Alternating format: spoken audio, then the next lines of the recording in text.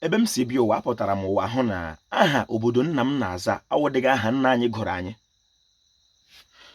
Biko were ntị onye Igbo n'obi onye Igbo, ọwụ na iwu onye Igbo aha obodo isi bịa na-aza bụ aha ndị nna unu gụrụ unu. Ihe ọma mere gị mana ị maghị. M totere wee dịka nwatakịrị ghọwa dimkpa laghachọpụta mgbe m na-etote la aha ndị nna anyị gụrụ anyị bụ Olu Okoro. Uvuoma gụrụ nwa ya Olu Okoro, nwa bekee ya pụta kpọ ya Olokoro. Somehow ha convince anyị ahapụ aha ahụ nna anyị gụrụ anyị na-aza nke nwa bekee yi kpọrọ anyị. Na biko taa bụ afọ, ọ dịghị ọtụtụ kacha ụtọ ebe m si ebi ụwa karịa ọtụtụ afọ ukwu. Eji m nzu n'aka ka m rịọ arịrịọ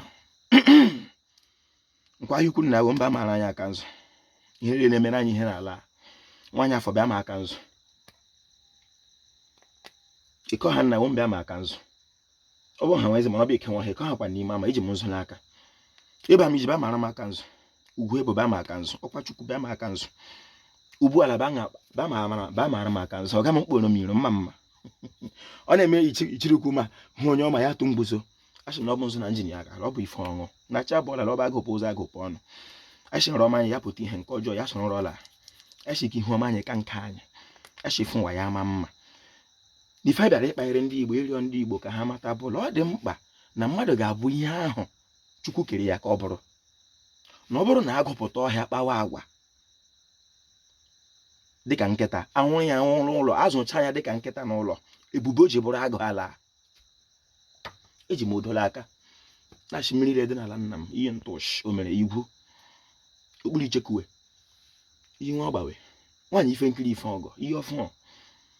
M bịa mara m odo na ọ bụ odo ka m jiri aka mana akpọ ndị ichie na ndị ichine, ndị mbụ na ndị egede, ndị ọgwụ, ndị imi ọkpọ, ezumezu nta, nna m ụlọ ka meje dojagbo deze mkpedo ogbo nna wede riri ji dọcha obodo ọchụ ụlọ wede nkem ọdụ wede kotiwe ndị weziokwu wede ojiọgụ we.